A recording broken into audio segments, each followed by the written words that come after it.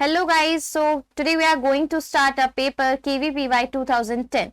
Starting with question 1. A student notices that the roots of the equation x square plus bx plus a is equals to 0 are less, each one less than the roots of the equation x square plus ax plus b equals to 0. Then a plus b is option A, possibly any real number, option B 2, option C -4 and option D -5. So let's start with the solution part here. The answer is -4. That is your option number C. So before starting the solution, first of all, we have to note down the condition. What is the condition here? Your sum of the roots is what? -b, and your product of the root is what? This is A. If we add alpha plus 1 or beta plus 1, दोनों side 1 add कर दोगे, it will be minus of A. And this is what? This is equal to alpha plus beta plus 2. This is equal to minus of A.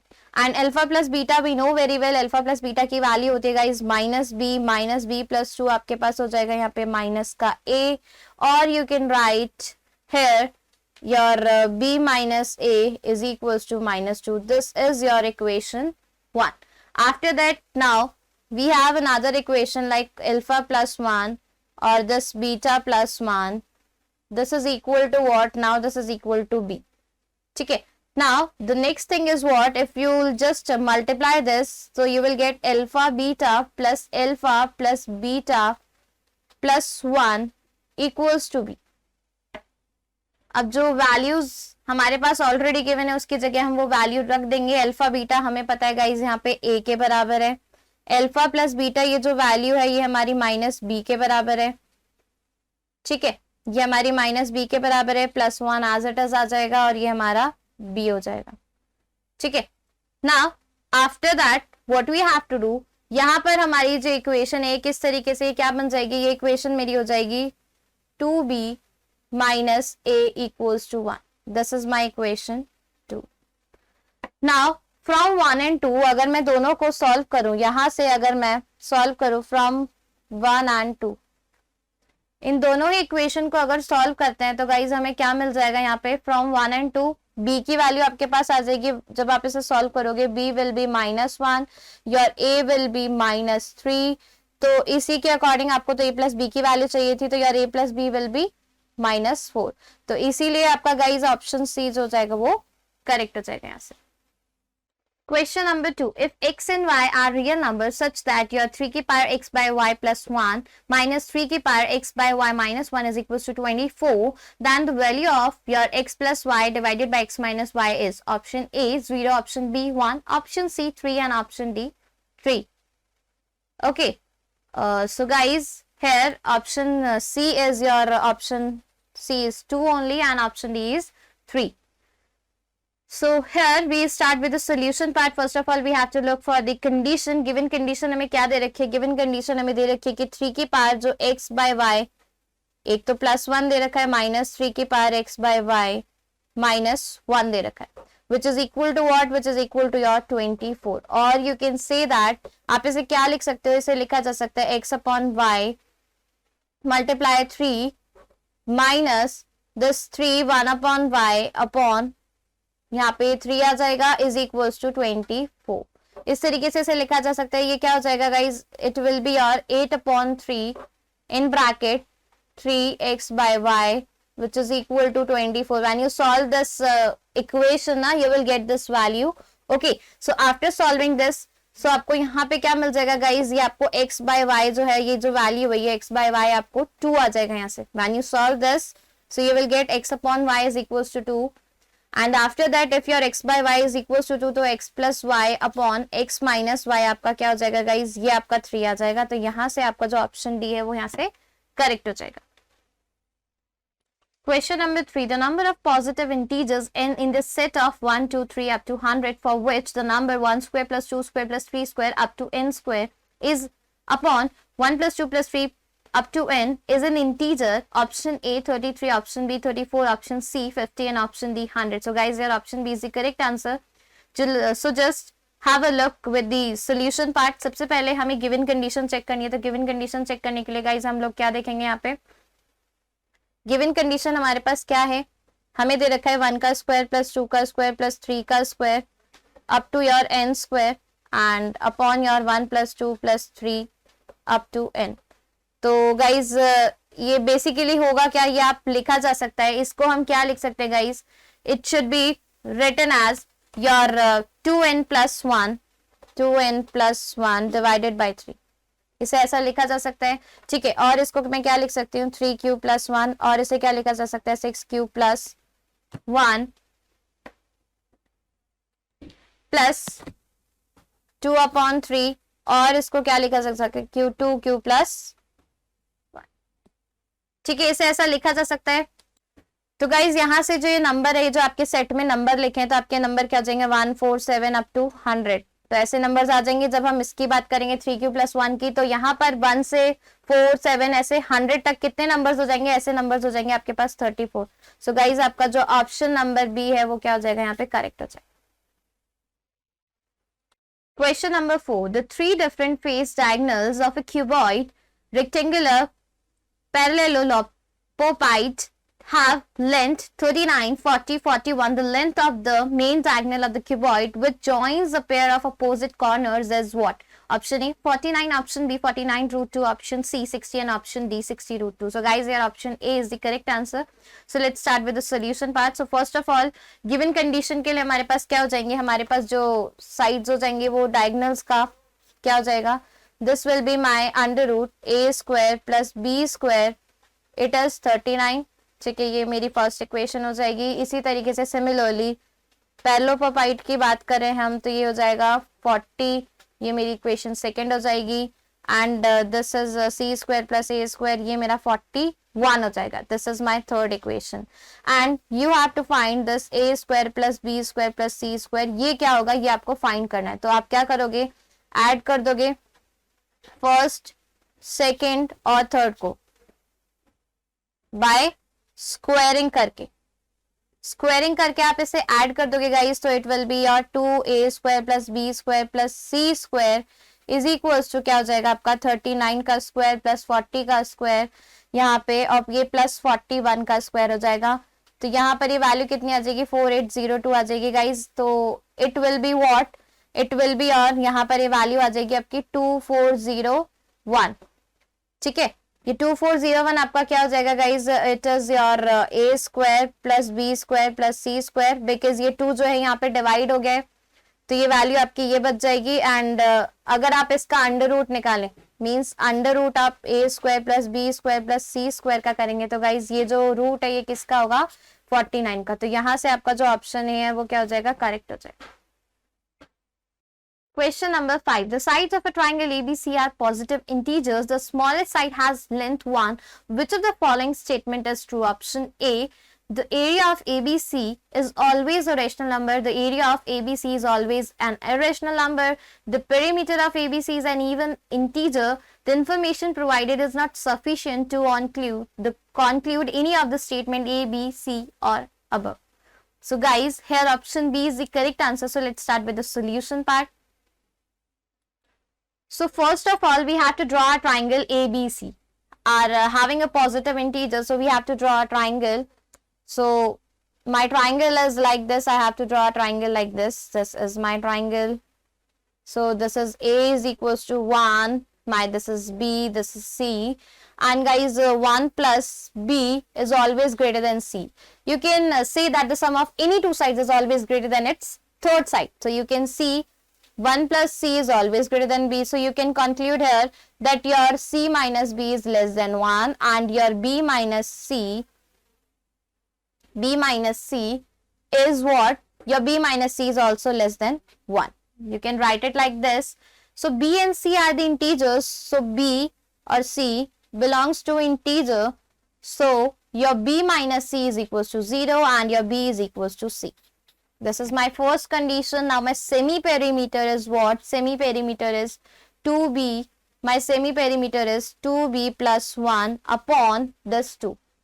And that is equal to b plus this half. Okay. Now I have to calculate the area. After calculating the semi-perimeter, I have to calculate the area. Area is what? In under root, what you have to write? You have to write this b plus half s into s minus a यानी b plus half minus b. Okay, again in the next line b plus half minus this c, and lastly what you have to write, b plus half minus 1. Okay, this is the formula for area. And after that what you have to write, after that it is equal to what, it is equal to a half. We will take half, बाहर निकाल लेंगे common, under root में क्या आ जाएगा, it will be B square minus 1/4. ठीक है, ये वैल्यू आ जाएगी. जो वैल्यू है क्या है, एक्चुअली में ये वैल्यू आपके क्या है, इर्रेशनल है. सो गाइज ये वैल्यू जो है एरिया सॉल्व करने के बाद जो हमारे पास आ रही है half under root B square minus 1/4. When you solve this value comes out to be an irrational value. That's why जो एरिया होगा आपका एबीसी का वो ऑलवेज क्या होगा, एक इर्रेशनल नंबर होगा. सो यहां से गाइज आपका जो ऑप्शन बी है वो क्या हो जाएगा, करेक्ट हो जाएगा. Question number 6. Consider a square ABCD of side 12 and let M and N be the midpoints of A and CD respectively. Take a point P on MN and let AP is equals to R and PC is equals to S. Then the area of triangle whose sides are R and S in 12 is what? So option A is 72, option B is 36, option C is your RS by 2 and option D is RS by 7. So guys here option B is the correct answer, that is your 36. So let's start with the solution part. First of all we have to draw a diagram. ठीक है, एक figure हम लोग draw करेंगे यहाँ पे इसको solve करने के लिए. So we have to draw figure like this.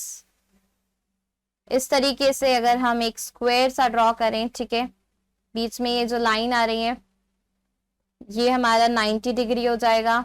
ठीक है, this will be our, line को हम इधर से ज्वाइन कर देंगे. ये हमारा पॉइंट यहाँ से डायगोनल ज्वाइन हो जाएगा. दिस इज, और ये भी आपका ज्वाइन हो जाएगा. तो ये तो गाइज हमारा आर हो गया. हम इसे नेमिंग कर देते हैं. This is your A B C and D. फिर M and N mid points थे, तो ये एम और एन मिड पॉइंट्स हो गए हमारे इस स्क्वायर के. दिस पी पॉइंट ये आपका अगेन आर हो गया, ये आपका एस हो जाएगा और ये आपका 6 हो गया क्योंकि आपकी पूरी साइड जो थी वो 12 थी. तो दिस इज 6, दिस इज 6, तो ये हाफ भी 6 हो जाएगा क्योंकि पूरा हमारे पास 12 है.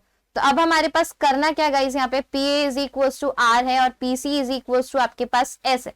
ये वैल्यूज आपके पास है और पी बी आपके पास अगेन पी बी भी आर हो जाएगा. और ट्राइंगल जो दे रखा है, ट्राइंगल विद साइड हमें ऑलरेडी गिवन है. साइड हमें क्या गिवन है गाइस, साइड गिवन है आर एस और 12.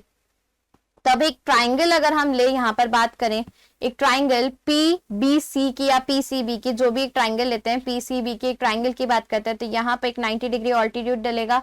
दिस इज योर हाइट 6, यहाँ पर ये आर इसका जो डिस्टेंस हो जाएगा, ये 12 आपका पूरा बीसी का डिस्टेंस हो जाएगा. Now you have to calculate the area. Area is what है, area is half your base into height. अब आप बोल सकते हो कि बेस मेरा क्या है, यहाँ पे बेस मेरा 12 है एंड मेरी हाइट 6 है यहाँ पे. So what you have to write when you calculate this, ये आपका कैंसिल हो जाएगा. 2 6 are 12 and 6 6 are 36. So guys here your option number B is the correct answer. ठीक है, ये आपका जो एरिया है वो 36 आ जाएगा. Question number 7. A cow is tied to a corner vertex of a regular hexagon fence. Area of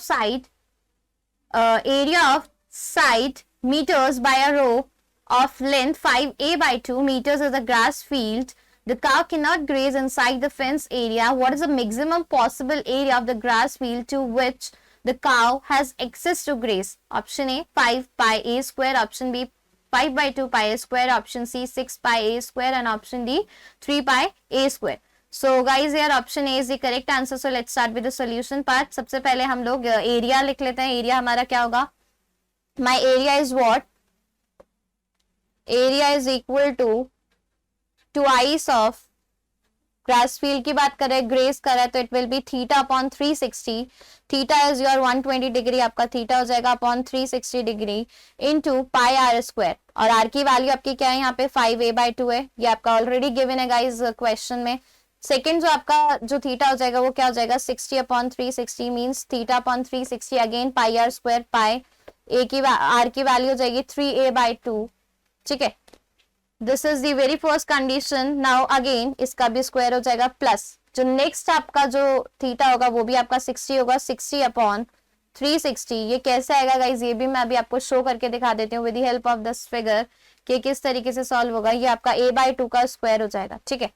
now if we look about your figure, तो इस तरीके से आप एक फिगर देखें, ठीक है। ये हमारे पास एक फिगर है, ये एक फिगर हो गया गाइज हमारे पास। नाउ पहले हम फिगर की बात कर लेते हैं कि इस फिगर से हम किस तरीके से इस चीज को सॉल्व कर सकते हैं। तो फिगर से बात करें, ये पॉइंट, तो ये हमारे पास जो एंगल है गाइज, ये एंगल हमारे पास 60 डिग्री है यहाँ पे, ठीक है। ये जो एंगल है गाइज वो हमारे पास है, ये a/2 है, ठीक है। ये आपके पास 120 डिग्री हो जाएगा, और जब इसे मैं एक्सटेंड करूंगी तो ये मेरा एंगल जब रोटेट होके आएगा तो ये 60 डिग्री हो जाएगा, और ये जो लाइन है मेरी ये 3a/2 हो जाएगी, ठीक है। This is also your a/2 and here your each angle is 60 degree ना, तो यहाँ पर एंगल 60 डिग्री हो जाएंगे, ये अपोजिट, और ऐसे यहाँ पर a हो जाएगा, यहाँ पर भी आपका क्या हो जाएगा, a हो जाएगा। ये एंगल आपका 120 डिग्री हो जाएगा, and this side will be 5a/2। Case यहां से अगर हम रोटेट करना स्टार्ट करें, तो यहां से अगर मैं यहां तक का पॉइंट गाइस कैलकुलेट करती हूँ, सो यहां से यहां तक मैं आपको कैलकुलेट करना है। तो यहां से ये 5a/2 आ रहा है, और एक यहाँ पे आपको 3a/2 आ रहा है, और यहाँ पर आपका क्या आ रहा है, a/2। एंगल्स क्या क्या आ रहा है आपके, एक ये 60 डिग्री आ रहा है, एक अगेन 60 डिग्री आ रहा है, और एक यहाँ पे 120 डिग्री आ रहा है। तो इस तरीके से हमें कैलकुलेट करना है। तो चलते हैं हमारे वापस से हम एरिया के फॉर्मूले पे, जो हमने डायरेक्टली लिखा था यहाँ पे, इसको सॉल्व करेंगे गाइस। तो इट विल बी 2π/3, ठीक है। इन ब्रैकेट क्या हो जाएगा, 25a² 4 प्लस क्या हो जाएगा आपका 9a² 8 हो जाएगा, और ये प्लस आगे क्या हो जाएगा, a² 8, ठीक है। इस तरीके से हम इसे लिख सकते हैं। After that what you will get 2π/3 as it is हो जाएगा। When you solve this by taking your LCM part, तो दिस विल बी 30a² 8 हो जाएगा। When you cancel out these terms, so you will get 5πa², and which is your option A. यहां से आपका जो option A है वो क्या हो जाएगा गाइस, करेक्ट हो जाएगा। Question number 8. A closed conical vessel is filled with water fully and placed with a vertex down. The water is let out at a constant speed. After 21 minutes, it was found that the height of the water column in half of the original height. How much more time or how much more time in minutes does it require to empty the vessel?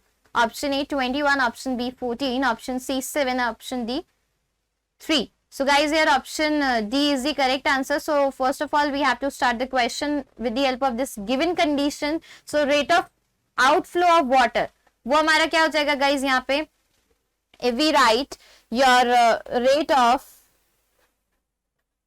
outflow of water.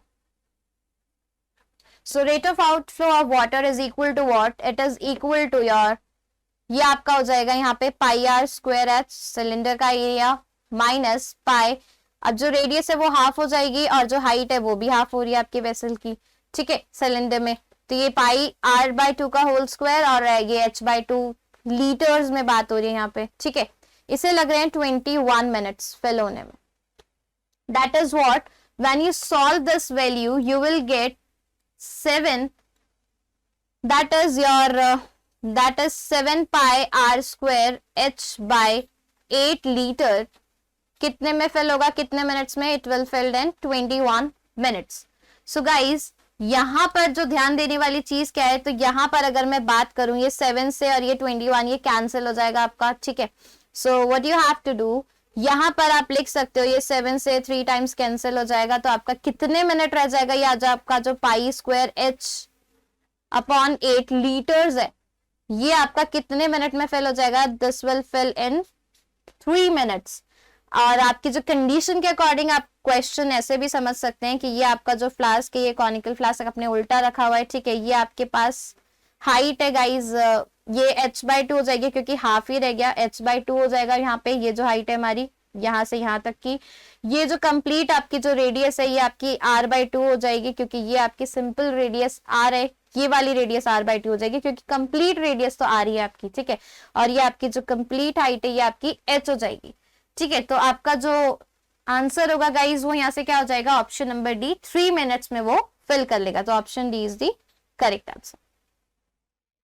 Question number 9. I carried 1000 kg of watermelon in summer by train. In the beginning of the water content was 90%. By the time I reached the destination, the water content had dropped to 98%. The reduction in the weight of the watermelon was option number A 10 kg, option B 50 kg, option C 100 kg, and option D 500 kg. So guys, here your option D is the correct answer. So initially your weight was, if we have to check the weight, so initially what we have to write, initially your 1000 kg पे अगर हम बात करें 1000 kg की, ठीक है, तो यहाँ पर 90 kg तो उसका वाटर ही है, ठीक है ना गाइस, 90 kg वाटर है और 10 kg रेस्ट है उसके पास. Now after that x kg जो वाटरमेलन है, नाउ योर x kg आपका जो वाटरमेलन है, ये आपका x kg वाटरमेलन, ठीक है, ये क्या हो जाएगा, अगर मैं इसको कंक्लूड करूं तो it will B 98x upon 100, ठीक है, इतना इसमें अब वाटर है, और मतलब 2x अपॉन जो 100 था, यानी जो 2% था हमारा, वो क्या रह गया, रेस्ट रह गया, क्योंकि जब वो डेस्टिनेशन पे पहुंचा तो 98% ही रह गया, बिकॉज इनिशियली उसके पास पूरा 99% वाटर का कंटेंट था, ठीक है. So now weight of solid part should remain same. तो अब आप ये तो चीज मानते हैं कि जो वेट है सॉलिड पार्ट का, सॉलिड पार्ट रिमेन सेम, कि जो सॉलिड पार्ट होगा उसका जो वेट है वो तो सेम ही रहेगा. दैट मीन्स व्हाट, कि जो रेस्ट वाला पार्ट है मेरा 2x बाय 100, ये तो मेरे 10 kg के बराबर ही होगा जो मैंने इनिशियल कंसिडर किया था, ठीक है. तो ये x मेरा क्या हो जाएगा गाइज, यहाँ पे ये x हो जाएगा 500, यानी वेट रिडक्शन कितना हुआ यहाँ पे, वेट रिडक्शन रेस्ट में टोटल 1000 kg था, इसमें से वेट रिडक्शन कितना हुआ, यहाँ पे 500 kg मैंने माइनस कर दिया, तो it should be what, it should be equal to your 500 kg. So यहां से गाइज ये जो आपका ऑप्शन नंबर डी है, यहां से ऑप्शन नंबर डी क्या हो जाएगा, करेक्ट हो जाएगा, ठीक है. Question number 10. A rectangle is divided into 16 sub-rectangles as in the figure. The number of in each sub-rectangles represent the area of that sub-rectangles. What is the area of rectangle K, L, M and S? Okay, so the figure is already given in the question. Your option A is 20, option B is 30, option C is 40 and option D is 50. So guys, here your area is what? यहाँ पर आपको सिर्फ area calculate करना है, and your area should be, area is equal to 10 parts यहाँ पर हो जाएंगे हमारे पास, ठीक है, ये 10 है, 10 into 5, फिगर से अगर हम देखें तो ये हो जाएगा 10 into 5 पार्ट्स है, 1 2 3 4 5 6 7 8 9 10, 10 आपका लेंथ इंटू ब्रेथ होता है, ये आपका रेक्टेंगुलर शेप है, या फिर आप बोल सकते हैं एक पर्टिकुलर स्क्वायर की बात कर सकते हैं, बट यहाँ पर रेक्टेंगल की बात हो रही है सिर्फ KLMN की. तो KLMN के लिए हमारे पास जो लेंथ है गाइज वो 10 हो जाएगी, ऑलरेडी गिवन है क्वेश्चन में, और जो आपकी ब्रेथ है वो क्या हो जाएगी, 5 हो जाएगी, ठीक है. तो यहाँ पर आपका ये कितना हो जाएगा, ये 50 हो जाएगा फिगर से, assuming all the sides to be an integer. अगर सारी साइड्स को मैं इंटीजर मान के चलूं तो मेरी जो ब्रेथ है वो 5 हो जाएगी, और जो मेरा आंसर है वो हो जाएगा 50. तो यहाँ से ऑप्शन नंबर डी जो होगा वो गाइस करेक्ट हो जाएगा. फिगर से ही हमें डायरेक्टली ये प्रेडिक्ट हो जाएगा, क्योंकि 16 सब रेक्टेंगल्स है जहां पर आपको रिप्रेजेंट कर रखा है, एरिया ऑफ दैट सब रेक्टेंगल की बात कर रहा है, तो एरिया KLMN की बात करनी है हमें, तो यहाँ पर क्या हो जाएगा, वो हमारे पास 50 हो जाएगा. So guys here option D is the correct answer.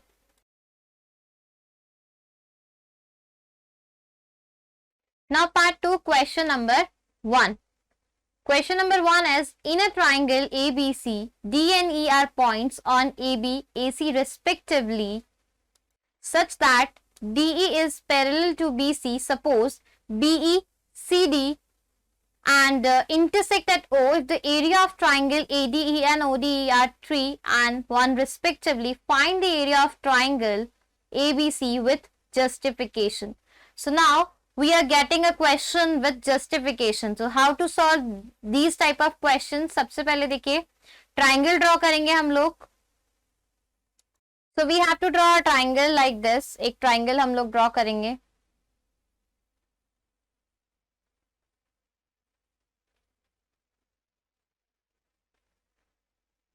ठीक है, ये ट्राइंगल की नेमिंग कर दीजिए. ये ट्राइंगल हो जाएगा हमारा A B and C. This is your A B C. ठीक है, डी और ई इसके मिड पॉइंट्स दे रखे हैं. तो इस तरीके से आपने बीपीटी थ्योरम भी पढ़ी होगी 9th-10th स्टैंडर्ड में. यहां से ये आपने ज्वाइन कर दिए लाइन और यहां से ये लाइन इधर ज्वाइन हो गई. ठीक है, ये आपका 3 दे रखा है, ये आपका 1 दे रखा है. This is your O. ठीक है, ये आपका एक्स हो गया लाइन, ये भी एक्स हो गया, ये 1 हो गया, ये टी हो गया. ठीक है, ये डी हो गई हमारी line. Now we denote the area of triangle P Q R. P Q R हमने ले लिया. ठीक है, अब हमने देखा कि जो आपका जो एंगल है ये बीओडी, इस वाले एंगल की बात करिए, जो ट्राइंगल है बीओडी और आपका ये जो सीओई है. ठीक है, ये जो दोनों आपके ट्राइंगल्स हैं इनकी अगर मैं बात करूं तो they are equal. Why let the, यहाँ पे देखिए ये लाइन इसके पैरेलल हो जाएगी. ठीक है, तो अगर ये इक्वल है तो यहाँ पर हमने एक्स वैल्यू ले ली. अगर ये लाइन मेरी एक्स है तो ये भी क्या हो जाएगी, ये भी एक्स हो जाएगी.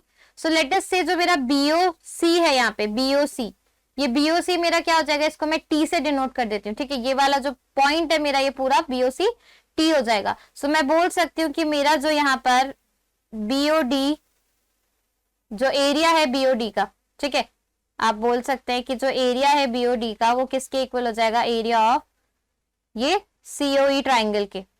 ठीक है, यहाँ पे इसके इक्वल हो जाएगा. आफ्टर दैट यहाँ पर अगर मैंने इसको एक्स ले लिया, इसको भी एक्स ले लिया. ठीक है, तो मैं क्या लिख सकती हूँ, BOC, I can write BOC is what, BOC is my T. इसको मैंने टी से डिनोट कर दिया. Now you know very well कि जो रेशियो होता है एरिया ऑफ टू ट्राइंगल का जिसके बेस सेम होते हैं and lie between two parallels के बीच में लाई करता है, same as the ratio of their respective bases. तो हमें क्या ऑब्टेन होगा यहाँ से मैं लिख सकती हूँ कि मेरा जो x अपॉन टी है वो गाइस किसके बराबर हो जाएगा, यहाँ से वो हो जाएगा मेरे बीओ अपॉन, ये किसके इक्वल हो जाएगा, ओ ई के. और you can say that it can be equal to T upon X के बराबर हो जाए. ठीक है, ये x अपॉन टी नहीं, x अपॉन 1 है क्योंकि यहाँ तो हम 1 वैल्यू लेंगे. इसकी बात करें इस ट्राइंगल की. ठीक है, तो ये जो आपका x अपॉन 1 हो जाएगा, किसके बराबर हो जाएगा, आपके t अपॉन x के बराबर हो जाएगा. ठीक है, नाउ अगर मैं इसकी वैल्यू को अगर मैं इक्वेट करूं तो गाइज यहाँ से मुझे क्या मिल जाएगा, यहाँ से मुझे मिल जाएगा ये मेरा जो एक्स स्क्वायर है ये किसके बराबर हो जाएगा, टी के बराबर. तो मेरी जो टी की वैल्यू हो जाएगी वो एक्स स्क्वायर हो जाएगी. नाउ अगर एडी और एबीसी को सिमिलर कर दें हम लोग, एडीई और एबीसी आप देख सकते हैं कि यहाँ पर मेरे जो एडीई और एबीसी है वो अगर सिमिलर हो जाते हैं. ठीक है, if I can write that my triangle ADE is similar with triangle ABC. ठीक है, अगर मैं ऐसा लिखती हूं तो आगे गाइज क्या करना पड़ेगा मुझे, if I am writing like this, so इनका जो रेशियो है वो अब क्या हो जाएगा, if I am writing like this तो इनका जो एरिया है, area of triangle ADE upon your area of triangle, which triangle I am talking about here, यहाँ पर एबीसी की बात कर रही हूँ, एबीसी. ठीक है, ये किसके इक्वल हो जाएगा गाइज, यहाँ से इक्वल आ जाएगा डी के स्क्वायर के अपॉन बीसी के स्क्वायर के. इनके जो पैरेलल लाइंस का जो स्क्वायर है उसके इक्वल हो जाएगा, which is equal to what, which is equal to ये और किसके इक्वल हो जाएगा, इसको मैं किसके इक्वल लिख सकती हूँ, ये लिख सकती हूँ मैं ट्राइंगल ओ डी ई. ठीक है, अपॉन क्या हो जाएगा, ये ट्राइंगल हमारा ओबीसी के. ठीक है, इस तरीके से गाइस इसे लिखा जा सकता है कि सिंस हमारा जो ओडीई और ओबीसी ये भी ट्राइंगल क्या है, सिमिलर है. अगर ये दोनों ट्राइंगल्स भी सिमिलर है तो आगे की कंडीशन क्या होगी हमारी, this implies what, this implies, यहाँ पर आप लिख सकते हो ये आपका हो जाएगा, ये जो आपका एरिया था यहाँ पे आपका आ जाएगा, this area should be equal to 3 upon, ठीक है, ये आपका हो जाएगा गाइज यहाँ पे 3 अपॉन,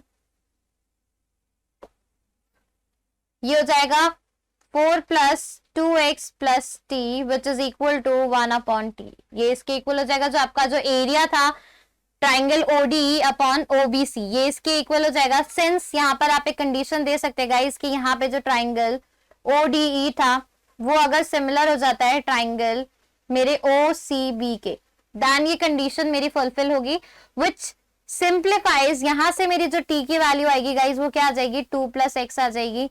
अब मुझे पता है कि ये जो t है ये वैल्यू मैं आपकी यूज कर सकती हूँ, ये जो t था वो अभी अभी x² मैंने निकाला था यहाँ से, ठीक है। तो ये क्या हो जाएगा, x² is equal to 2 + x, इसको मैं ऐसा लिख सकती हूँ। तो ये क्वाड्रेटिक बन जाएगी और मैं इसको कैसे लिख सकती हूँ, s² - x - 2 = 0। ये क्वाड्रेटिक गाइज मेरे पास बन चुके हैं यहाँ पे। आफ्टर दैट इसके सॉल्यूशन अगर मैं निकालू तो सॉल्यूशन क्या हो जाएंगे, यहाँ पे जो x की वैल्यूज आ जाएगी, एक -2 आ जाएगी, एक आपकी 1 आ जाएगी। तो ये 2 रूट्स हो जाएंगे इस इक्वेशन के। Now x can not be negative, तो x को हम क्या लेंगे, x नेगेटिव नहीं हो सकता, x की वैल्यू -1 और +2 आएगी, तो x नेगेटिव नहीं हो सकता, तो ये वाली जो वैल्यू यही कंसिडर होगी।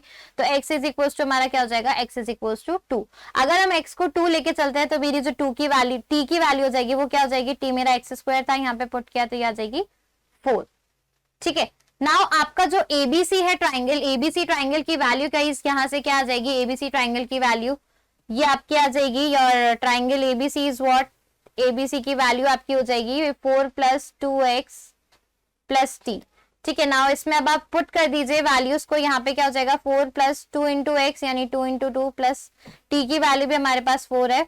This will be equal to what, this will be equal to when you solve this value, ये वैल्यू आपकी 12 के इक्वल आ जाएगी, ठीक है। ये वैल्यू आपकी 12 के इक्वल आ गई। नाउ आफ्टर दैट गाइज इसके बाद क्या करेंगे हम लोग,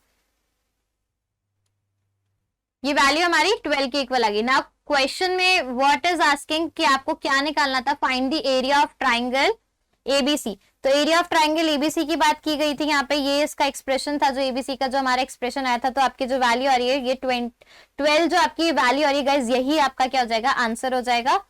एंड दिस इज हाउ हमने इस क्वेश्चन को जस्टिफाई कर लिया है। सबसे पहले हमने क्या किया था कि इसमें सबसे पहले हमने जो एरिया थे वो इक्वल करे थे, बेस इक्वल थे तो एरिया इक्वल हो गए थे। तो x/1 is equal to BO/OE is equal to t/x का लिया था, t की वैल्यू निकाली थी, t की वैल्यू वहां से हमें x² मिल गई थी। उसके बाद गाइज मैंने ADE और ABC इनके बेस सिमिलर थे तो इनके भी ट्राइंगल को सिमिलर कर दिया था। देन कंडीशन लगाई and after that you will get a value of area of triangle ABC is equal to 12। Question number 2. Leela and Madan pooled the music CDs and sold them. After that, they got as many rupees for each series as the total number of CDs they sold. They share the money as follows. Leela first take 10 rupees, then Madan take 10 rupees, and they continue taking 10 rupees alternately till Madan is left out with less than 10 rupees to take. Find the amount that is left out for Madan at the end with justification. So for that, what we have to do, let T be the total number of CDs that Leela and Madan together sold. So what I need to write here in your solution part, you can write let T be the total number of CDs, T be the total number of CDs that Leela and Madan sold. Okay, together sold. That Leela and Madan together sold. ठीक है।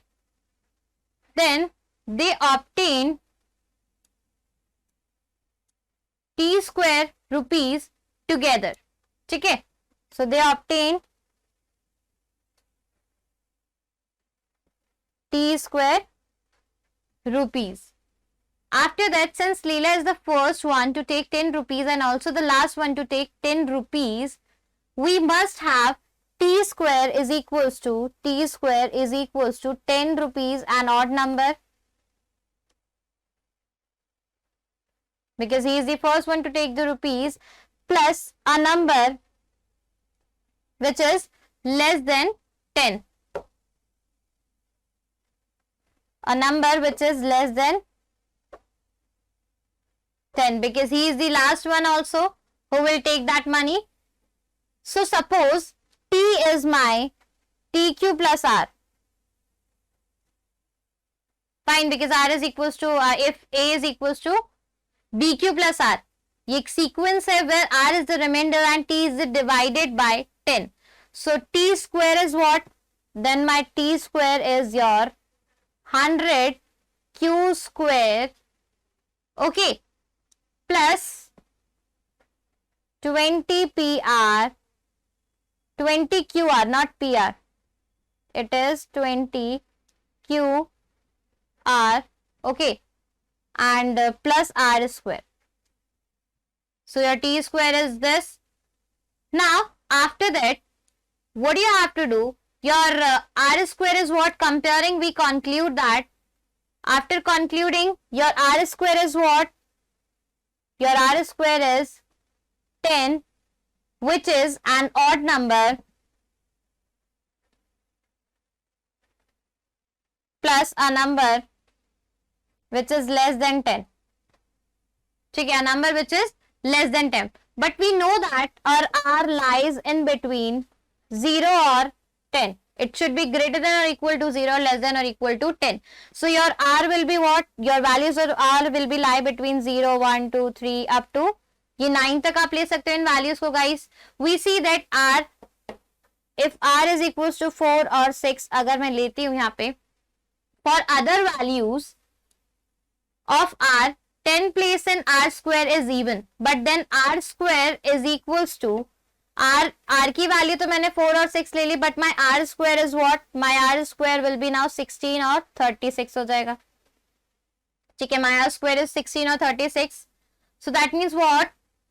Hence the amount left for Madan at an end is 6 rupees. यहां पे जो amount बचेगा मदन के पास end में, so Madan left with an amount of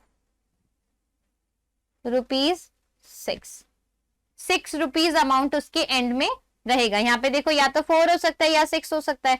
तो अगर मैं इनका स्क्वायर करूं तो ये स्क्वायर्स मेरे क्या हो जाएंगे? या तो 16 हो जाएगा या फिर 36 हो जाएगा. तो अकॉर्डिंग टू द कंडीशन ये alternatively as go on process चला. 10 फर्स्ट ने लिए, देन सेकंड ने, देन थर्ड ने, देन अगेन फर्स्ट ने, देन अगेन सेकंड ने. ये जो प्रोसेस था ये कंटिन्यूएशन में चलता रहा. तो व्हाट यू विल गेट है, this will be equal to what? यहाँ पर ये जो वैल्यू है गाइज, यहाँ पर ये R जो आपका हो जाएगा, ये 4 या फिर 6 हो सकता है. तो 4 रखने पे हमारी वैल्यू सेटिस्फाई नहीं करी, बट अगर मैंने 6 रखा है तो ये वैल्यू सेटिस्फाई करिए. That means what? So for other values के लिए हमारे पास क्या हो जाएगा? अदर वैल्यूज की अगर मैं बात करूं R की, तो 10th प्लेस जो है वो क्या हो जाएगा? वहां पर हमारा R स्क्वायर क्या हो जाएगा? इवन आएगा. बट देन अगर मेरा जो R स्क्वायर है वो 16 और 36 है, तो जो अमाउंट उसके पास लेफ्ट आउट बचेगा वो कितना बचेगा एंड में गाइज? वो 6 रुपीज बचेगा. सो दिस इज हाउ हम इस क्वेश्चन को जस्टिफाई करेंगे. ठीक है. Question number 3 is what? Show that for every natural number n relatively prime to 10, there is another natural number m, all for whose digit are ones, such that n divides m. B. Hence or otherwise show that every positive rational number can be expressed in the form of a upon 10 की power b in bracket 10 की power c minus 1 for some natural numbers a, b and c. So how to start this question? Guys, इससे भी justification से हमें solve करना है. ये जो questions है ये justification वाले questions है. For A part, show that for every natural number n relatively prime to 10 हमें given है. So divide the n plus 1 numbers. अगर हमारे पास जो n plus 1 numbers है, हम क्या लिखेंगे यहाँ पे? Divide my n plus 1 numbers. I can write it. Divide n plus 1. जो मेरे नंबर्स है, numbers are what? My numbers are 1, 11, 1, 1, 1, comma again 1, 1, 1 and up to 1, all having only 1 as a digit. Okay, all having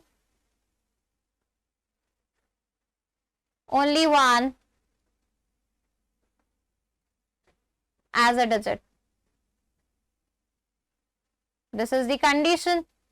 all having only 1 as a digit. Okay, now after that your or after that it is divided by n. Your n plus 1 number is divided by your m. Okay, among the n plus 1 remainders so obtained, if it is divided by n, okay, this number is divided by n. Okay, after dividing it by n, among the n plus 1, so divide करने के बाद जो remainder you will get, a remainder so obtained 2 must be equal to the possibility of the remainders. Remainders की possibility क्या हो जाएगी यहाँ पे? ठीक है, आपके पास कुछ रिमाइंडर रहेगा यहाँ पे, will having some remainder, and remainder की पॉसिबिलिटीज यहाँ पे क्या हो जाएगी गाइस? यहाँ पे हो जाएगा या तो 0, 1, 2 या अप टू n-1 हो जाएगा. ये आपकी रिमाइंडर की पॉसिबिलिटीज हो जाएंगी, which are n in numbers, जो कि क्या होगी? Which are n in numbers, जो n हो जाएगी नंबर्स में. After that thus there must be two integers या two numbers की अगर हम बात करें तो दो numbers क्या हो जाएंगे? x हमारे पास हो जाएगा 11 से लेके 1 तक, और दूसरा हो जाएगा हमारे पास y is equals to again 11 से 1 तक.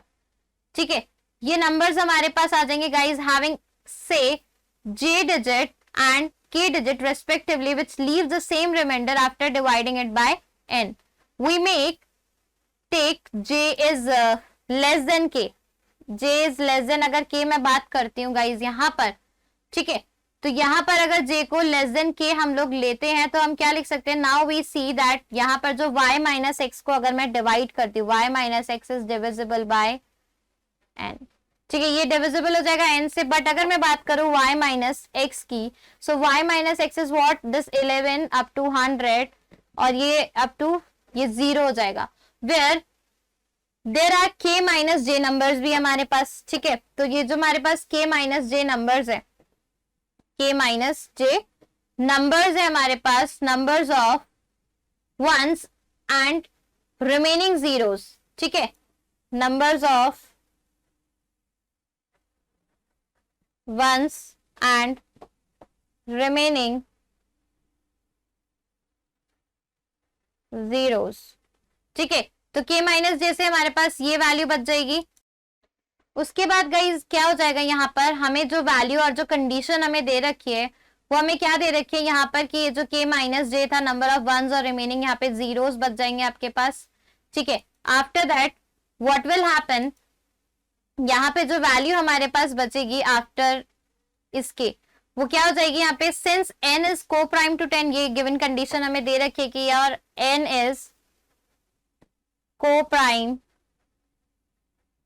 टू 10. ये कंडीशन गाइज हमें ऑलरेडी गिवन है. ठीक है, we see n divides m, हमें पता है कि जो n है वो डिवाइड करेगा m को.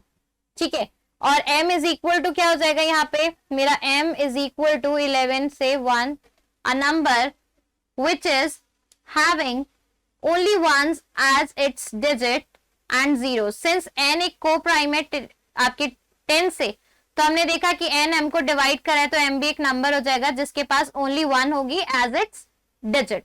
तो ये तो आपका हो गया a पार्ट का सॉल्यूशन.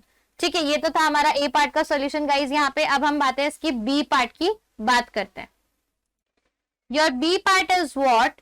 b पार्ट के लिए guys if p upon q is any rational number. ठीक है, अगर हमारे पास मेरा जो p अपॉन q है, ठीक है, p अपॉन q एक रेशनल नंबर है, is a rational number, and the condition is what? एक कंडीशन इसमें फॉलो होती है कि p भी ग्रेटर देन 0 होना चाहिए और q भी आपका ग्रेटर देन 0 होना चाहिए अगर ये एक रेशनल नंबर है तो. Then we can write as q को हम क्या लिख सकते हैं? क्योंकि जो फैक्टर है वो क्या हो जाएगा? 2 की पावर, यहाँ पर हमारे पास ये जो फैक्टर आएगा वो क्या हो जाएगा गाइज? यहाँ पर दिस इज व्हाट? क्योंकि q इज इक्वल टू 2 की पावर r और 5 की पावर s हो जाएगा. ठीक है, 2 की पावर r और 5 की power s into t. It can be written as like this. तो यहाँ पर आपका जो t है वो तो क्या है गाइज? यहाँ पे जो आपका t है वो को प्राइम है 10 के. t इज को प्राइम टू 10, या आपको ऑलरेडी पता है माई t इज को प्राइम टू 10. तो मेरा t जो है वो तो को प्राइम है 10 के. Choose a number m having only ones as its digit and is divisible by t. तो कंसिडर किया मैंने एक नंबर अगर मैंने लिया गाइस, तो मेरा नंबर मैंने ले लिया 9m, ठीक है। एक नंबर कंसिडर किया मैंने 9m which has only 9 as its digit and still divisible by t. तो यहां पर क्या है, 9 एक मेरे पास डिजिट है जो कि डिविजिबल है, डिविजिबल बाय t से। ये कंडीशन होगी मेरे पास, स्टिल डिवाइड कर रही है ये। अब अगर मैंने बात करी मेरी k की, तो k अगर मैं एक कांस्टेंट वैल्यू लेती हूँ, k is what, k is 9m को अगर मैंने t से डिवाइड कर दिया तो मुझे क्या मिलेगा, q इंटू k, मेरी वैल्यू क्या हो जाएगी 9m, ठीक है, 2 की पावर r और ये 5 की power s which is nearly equal to what, which is nearly equal to 10 की पावर, अब यहां पर आपकी जो पावर है क्या हो जाएगी 10 की पावर 0 माइनस 1, 2 की पावर r और ये 5 की पावर s, ठीक है। This can be written as like this. अब गाइज यहां पर जो c है वो एक नंबर है of digit in m, c is the number of digit in m, m में डिजिट होगी वो एक। So hence we can find d such that आपका जो QD है वो क्या हो जाएगा, यहां से मेरा जो QD आ जाएगा वो क्या हो जाएगा guys, QD is equal to, इसे मैं लिख सकती हूँ 10 की पावर b इन ब्रैकेट 10 की power c minus 1 which multiply by और सुटेबल पावर ऑफ 2, 2 की एक सुटेबल पावर से गाइस उसे मल्टीप्लाई करेंगे कब, अगर मेरा जो s है, if my s is greater than r, अगर s की वैल्यू r से बड़ी हो जाती है, and by suitable power of 5 और by a suitable power of 5, so 5 के लिए क्या हो जाएगी कंडीशन, सुटेबल पावर ऑफ 5, सो यहाँ पर पावर ऑफ 5 की बात चल रही है, पावर ऑफ 5 के लिए सुटेबल कंडीशन क्या हो जाएगी कि आपका जो r है वो ग्रेटर होना चाहिए s से, और यहाँ पे सुटेबल पावर है आपकी पावर ऑफ 2, तो यहाँ पर पावर ऑफ 2 के लिए s बड़ा होना चाहिए, पावर ऑफ 5 के लिए r बड़ा होना चाहिए हमारा।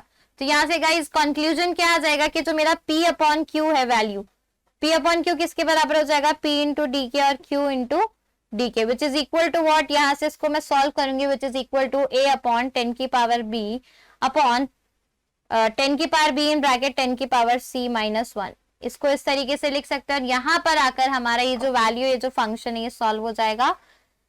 इस अकॉर्डिंग आप इस सॉल्यूशन को करेंगे, ये आपका प्रॉपर जस्टिफिकेशन था। ओके